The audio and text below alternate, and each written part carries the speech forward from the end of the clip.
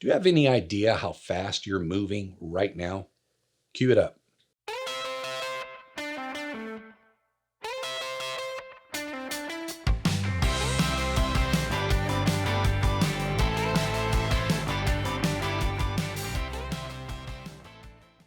Hello, leaders. I'm Dr. Patrick Jinks, board certified leadership coach and president of the Leader's Perspective. Let's talk about speed. It's a word that can stir up both excitement and anxiety in leadership circles. Speed is often equated with progress, but it can also feel like chaos if it's not managed well. Think about this. Right now, you are spinning with the Earth at over 1,000 miles per hour. We're orbiting the sun at 67,000 miles per hour, and the whole solar system, it's cruising through the galaxy at 500,000 miles an hour. That's right, 500,000 miles an hour, and yet you don't feel a thing. Why? Because that speed is smooth, it's consistent, and it's part of a finely tuned system. So here's the leadership question. How do we create speed in our organizations that feels more like that and less like a rickety merry-go-round where everybody just is trying to hold on without getting thrown off? There's a phrase used in the military that I love. It says, slow is smooth and smooth is fast. It reminds us that speed doesn't always mean rushing. Sometimes the fastest path forward is one that starts slow, builds smooth, and then accelerates with precision. Too often, leaders push for change with urgency, but without the clarity or the coordination. That's not speed, that's turbulence. There's a popular saying that says, if you want to go fast, go alone. And if you want to go far, go together. But what if we flipped that? What if we could go fast and far together? I believe that's the kind of leadership we need in the nonprofit sector. So how do we do it? Well, let me offer 3 practical ways to build speed without leaving your team behind. First, build clarity before urgency. Before speeding up, slow down just long enough to get clear about what we're trying to achieve. Why does it matter now? Teams move faster when the destination is clear and when there's a shared reason to get there. Number 2, reduce friction, not people.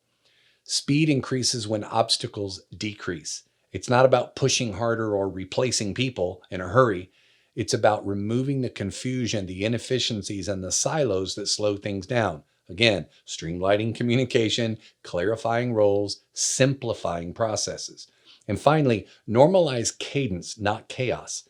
Establish a rhythm that your team can rely on. Fast doesn't mean frantic. Leaders who create predictable, purposeful routines or rhythms, like regular check-ins, clear precision and decision timelines, focused priorities, they actually create more psychological maturity, not less.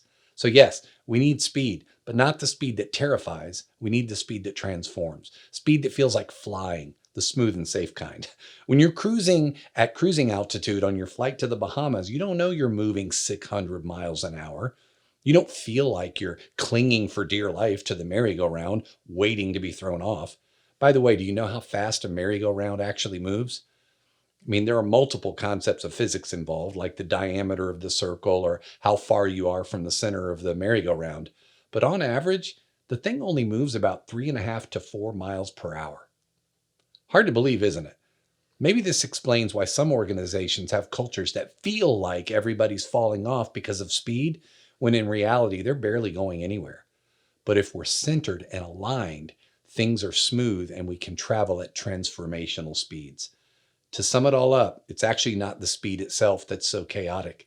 It's a lack of alignment. It's turbulent decision-making. It's failure to communicate. It's the herky-jerky back and forth. Trust me, I get the need for patience and consensus building.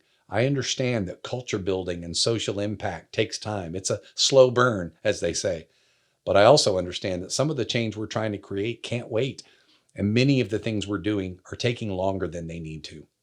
That's this leader's perspective for this week. I would love to explore ways with you that we can help you and your organization achieve greater clarity, simplicity, and alignment in your work, and maybe even speed.